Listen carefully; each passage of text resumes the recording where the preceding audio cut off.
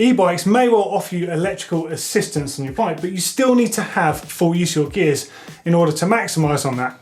Now, adjusting the gears on any mountain bike is important, but it's absolutely vital on an e-bike because with no adjustments, that motor can wreak havoc to your transmission and your rear derailleur in particular, which can be frustrating and immensely expensive. So getting your head around how the mechanism actually works and what all the adjustments do is the best port of call to get perfectly indexed gears. So let's start there.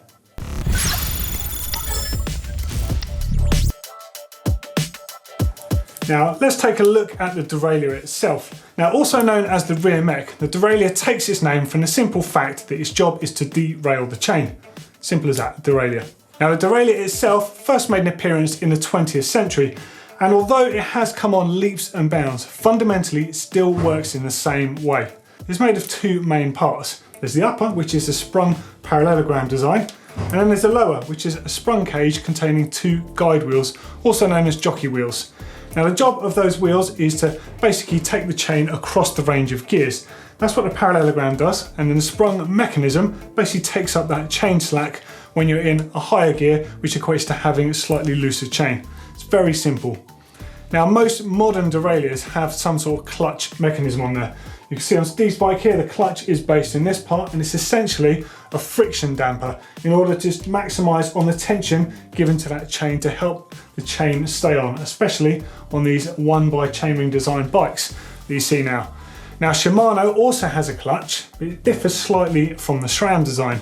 On the SRAM one, it's a non-adjustable clutch, but it does have a lock on the lower cage, and the lock is useful for when removing the wheel from the bike.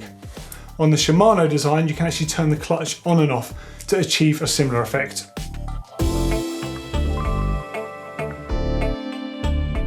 Now, before we get to any of the adjustment points of the derailleur, I just want to talk you through what sort of checks you need to do first, because you could be wasting your time if something is damaged. Now, first up, you want to make sure the wheel axle is secured in the bike and everything is aligned correctly with the wheel. So you want to make sure that that's actually spinning correctly in the frame. Next up, you want to make sure that everything is aligned correctly. What you're looking for here is the hanger that the derailleur attaches to on the frame. You want to make sure that that hangs down vertically, so there's not bent to one side. If that happens, then the whole derailleur will be moved to a side and the movement range will be altered slightly, which you might not be able to compensate with the adjustments, which I'll later show you. Next up is a visual inspection on the derailleur itself. You want to make sure again that those jockey wheels are in line with each other and they're in line with the relevant sprocket that is actually suspended underneath. If it all looks okay, the next step is to make sure that the 5mm bolt that secures the actual derailleur to the hanger on the frame, make sure that is secured properly. If, like on Steve's bike, the hanger is part of the frame that's actually removable in case you damage it, just make sure that the bolt that holds that in place is also tight. Any sort of movement that can happen can dramatically affect the shifting of your gears. Now, if that is all good to go, the last thing that you want to make sure is good is the chain on your bike. Now, generally speaking, you can get 2, sometimes 3 chains to one cassette in terms of wear. And the reason for that is as the chain wears, if you replace your chain before it gets to a certain point, you will stop the sprockets, the teeth on the sprockets, front and rear, wearing out prematurely.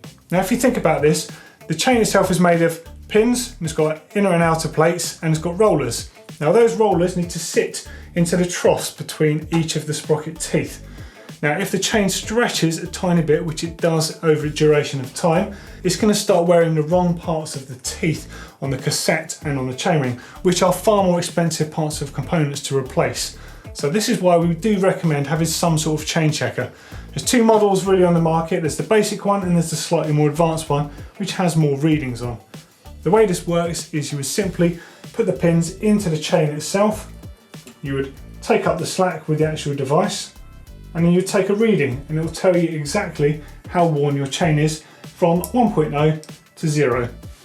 Now, ideally, you want to be replacing your chain when it's about 0.5, certainly no more than 0.75, because beyond that, it's going to be too stretched and you're going to be wearing out your cassette and your sprockets at the same time, which, if you work it out, that's quite a lot of money to spend in one hit. So if you replace your chain before it gets to 0.75, you're going to get at least 2 chains to one cassette.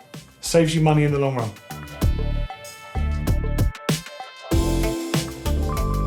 On every derailleur, there are 4 main adjustments that can be made. There's the high and the low limit adjustment screws. They literally follow the range of movement the rear derailleur has. There's the B tension, also known as the B screw, which adjusts the height of the upper jockey wheel in relation to the largest sprocket out back.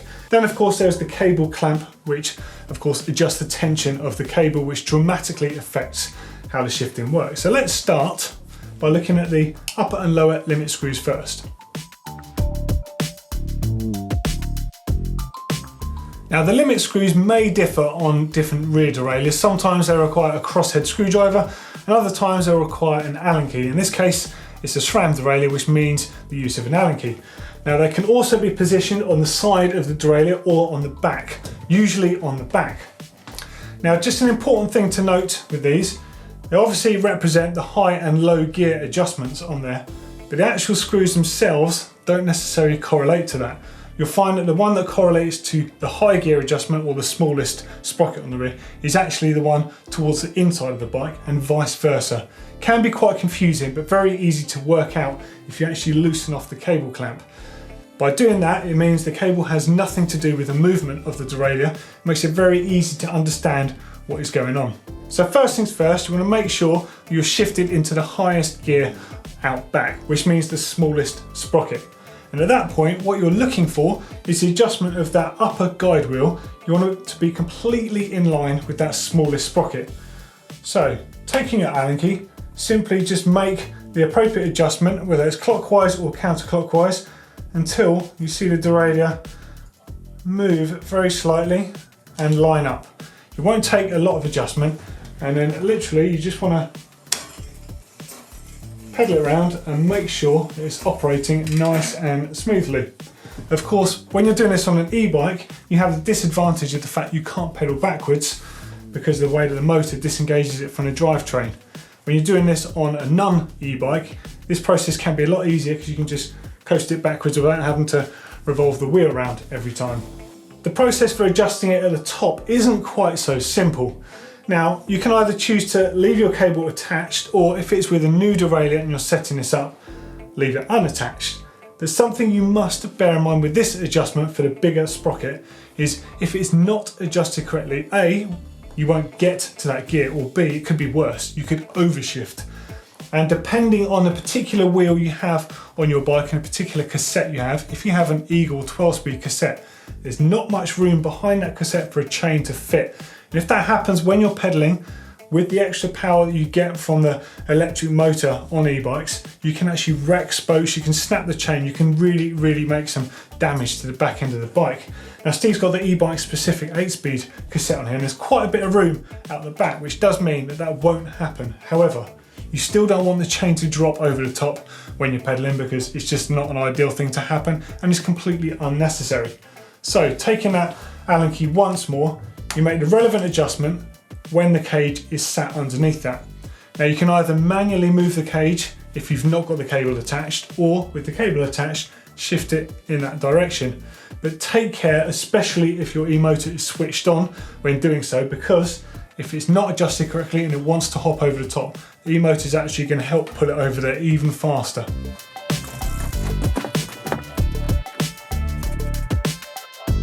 Now the same thing applies, obviously you're using the opposite screw that you did with the smaller end there, and you want to make sure that that upper guide wheel is completely in line with the top sprocket there. Now it can be quite hard, especially if your e-bike has got a plus size tyre on the back like Steve's has. Now if I sit back a little bit here, I can see just about that is completely in line. So in theory, that does mean that the limits are adjusted. So next up is to move on to the B screw, or the B tension.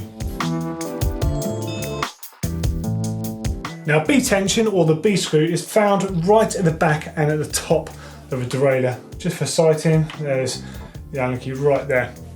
Now what this is responsible for is adjusting the height of the upper guide wheel in relation to that large sprocket. Now the height this is set at completely varies depending on whether you've got a 9, 10, 11, 12 speed rear derailleur and cassette system, or if you've got Shimano or SRAM. Now it also varies on whether you measure this when it's sagged or not sagged. In this case, this is a SRAM setup, and they helpfully do provide these little gauges, which means you can offer them up to the upper guide wheel and you can literally see what the gap is. In this case, it's a 22mm gap between the largest sprocket here and the top of the highest point of the guide wheel. Now I'm just going to throw on screen some measurements for Shimano, for sagged and non-sagged options for Shimano and SRAM there.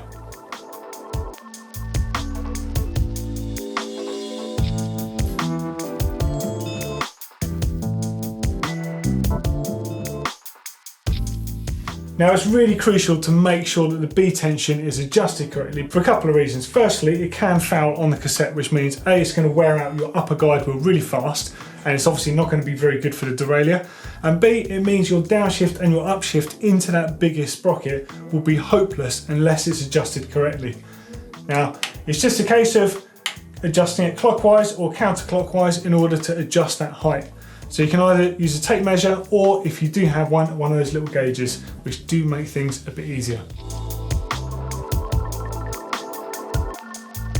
Now, provided that your rear derailleur or your rear mech is on the bike correctly, it's all been tightened and there's nothing bent, then in theory, once you have done all of those adjustments, the B tension and the upper and lower limits, the only thing that's going to affect your gear performance will be the actual tension of the cable and of course the routing of that cable.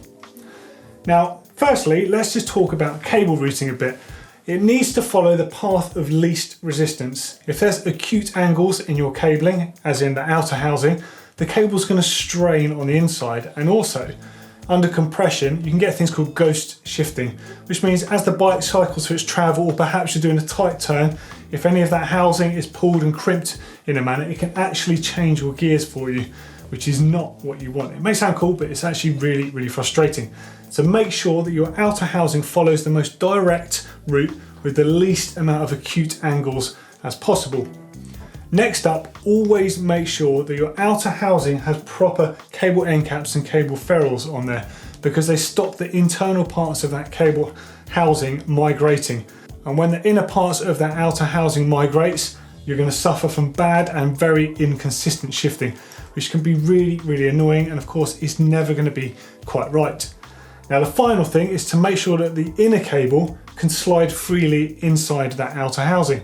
If it doesn't, you can try flushing it with some lubricant, but more than likely you're going to need a fresh inner cable, because over time, with the nature of mountain biking, you're going to be riding in wet conditions. Water can travel into that outer housing, it can corrode the inner cable, and it will never slide correctly on the inside.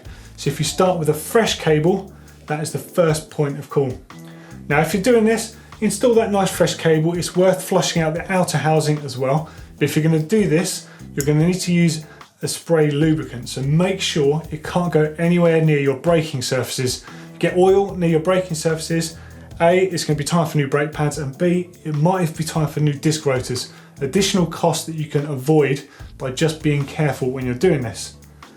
Now, back at the rear derailleur, assuming that everything is right with your cabling, which we will cover in another video on EMBN, all you need to do is make sure there's enough tension on this. Now, when you're pulling the cable through the housing, it only needs to be taut, never tight. When you're pulling it, you should never feel the derailleur wanting to move. You're just pulling it up securely against it. Now, before you clamp it down with the Allen bolt that's on the end here, just make sure that the cable is following the correct route all the way to that, because sometimes it can come unseated and not be in the correct position, which means when you go to index your gears, it's never going to shift quite right. Also, if you have installed a new cable into your system, make sure that the barrel adjuster on the shifter is wound fully back into the shifter itself. Now, something I like to do just as an extra top tip is just unwind it one full revolution, and it takes into account that if you do pull the inner cable through that bit too tight, you can just let it off a bit at that end. The least adjustment that you need to make at this end, the better. Now finally, if you are putting a fresh cable into yours, make sure you use a clean and sharp set of cable cutters. Now if you do have a set of cable cutters, don't use them for anything else on the bike because they can blunt, which means you end up with frayed cables. Frayed cables are a no-no. Also, make sure that you put some sort of cable end cap on, because that stops your cables becoming frayed. And of course, fraying cables are a bit of a pain, but also they can poke into your skin, which is quite nasty. And now finally, the last stage, once you've done all of these adjustments, is indexing the gears. Now the indexing of gears just refers to the fact that one click at the shifter correlates to one gear shifted at the derailleur. It's a simple principle. Now you start with the gear in the highest, which is basically with the least amount of tension on, and one click at the shifter. Turn your pedals around gently. I recommend doing this with the e-motor turned off, so you're just manually turning the drivetrain around. It should correlate to one gear shifted. Now if it doesn't quite jump up, then you counter turn that barrel adjuster a quarter turn at a time until it hops up, then shift it back the other way to make sure it drops back down. If there's a slight delay, then take that quarter turn it back off again. A little bit of fine tuning. Now do this for the first 3 sprockets until you've got perfect shifting, and then in theory it should work perfectly all the way to the top and back again. A little bit of fine adjustment, lube your chain, and you're good to go. So there you go, that is the basics of adjusting a rear derailleur on an e-bike. For a couple more useful videos, click up here if you want to go directly to our maintenance playlist. That's all the how-to videos and looking after your bike. And click down here if you want to see the latest electric mountain video with Chris and Jonesy. As always, don't forget to click on the rad round globe there to subscribe to EMBN. And of course, if you love our content, give us a thumbs up.